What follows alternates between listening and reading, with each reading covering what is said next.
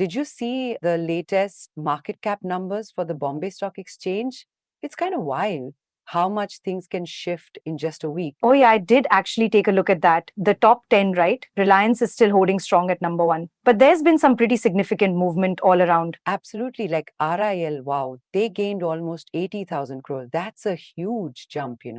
But then TCS, on the flip side, lost over 50,000 crore. I mean, what's going on there? Well, it's the market, always fluctuating. It's kind of like a seesaw. Some go up, some go down. The tech sector as a whole seems to have taken a bit of a hit this past week. If you look at TCS and Infosys, That's true. Infosys also took a big dip, losing almost 63,000 crore. It's interesting how these giants can have such big swings. Makes you wonder about the factors involved. right, yeah. And speaking of Infosys, did you hear about how Narayana Murthy's family lost over 1,850 crore in just minutes during the recent sell-off? It really highlights how these fluctuations can have a direct impact even on major stakeholders. Wow, yeah, that's huge. It really puts into perspective how these market shifts ripple through to everyone involved, from companies to individual investors. Right, yeah. I guess various economic factors could be involved, market sentiments, maybe even some internal company news.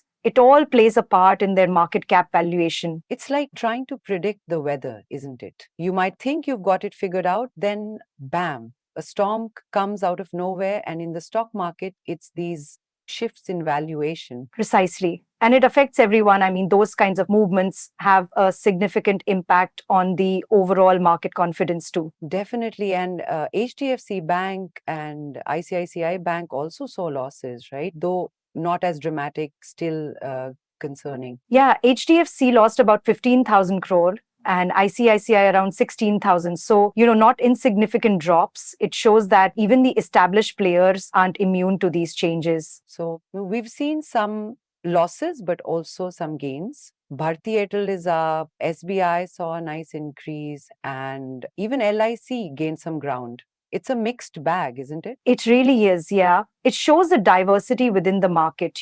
Like one sector might be down, but another can be picking up momentum. Like SBI gaining almost 19,000 crore, that's a pretty solid performance this week. I'm curious about what drives these gains. Like, what exactly is SBI doing right? Well, it could be a multitude of things, including improved lending practices, positive policy changes, or better overall investor sentiment towards public sector banks. That's interesting to think about. And LIC gaining almost 10,000 crore. It's kind of interesting to see a public sector company gaining like that, right? Exactly. And it shows that the market is reacting to various factors, not just the performance of the private sector giants. Right. And how does Hindustan Unilever and ITC fit into all this? They both saw some losses, right? Yes, they both had some drops. Hindustan Unilever lost about 20,000 crore and ITC dropped around 6,000 crore. This could reflect changes in consumer behavior or investor sentiment towards the FMCG sector. So it's not just the tech and banking sectors. It seems like consumer goods are also feeling some pressure, huh? It's a really broad picture. It is a broad picture, like a whole landscape that is constantly shifting. And it's a reminder of how interconnected all these sectors are. Absolutely. And it also shows how important it is to keep an eye on all sectors to understand the bigger picture and avoid being taken off guard by market fluctuations. Exactly. That's why people try to diversify their investments, right? To mitigate the risk associated with one sector going down. Yeah, so it seems like you need to be pretty nimble and adaptable to navigate these changes. I mean, it's a very dynamic environment. Absolutely. Staying informed and flexible is key for anyone investing in the market. It's a long game, not a sprint.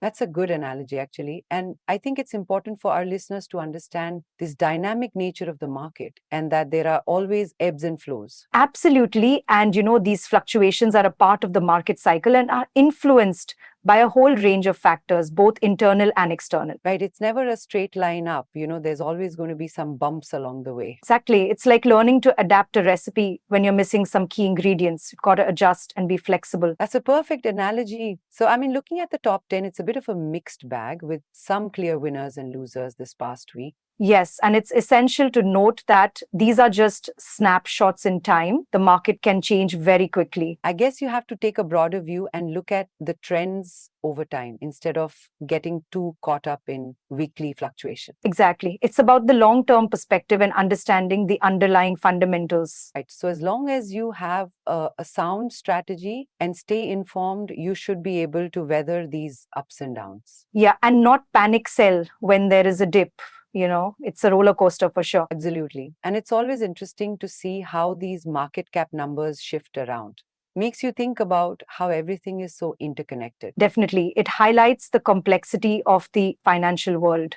And hey, if you're enjoying this discussion and want more insights, please remember to like, share, and subscribe to our channel. It helps us a lot. Absolutely, it does help a ton. So, what do you think? Will we see some major shifts in the rankings in the coming weeks? It's all so unpredictable. Well, that's the $1,000,000 question, isn't it? The market is always full of surprises, so we'll just have to wait and see. Well, I guess that's the beauty and the beast of the market all at once, right? We'll definitely be keeping a close eye on the numbers and be back to discuss it soon. Agreed. It's always a dynamic situation, and we'll be here to keep you updated.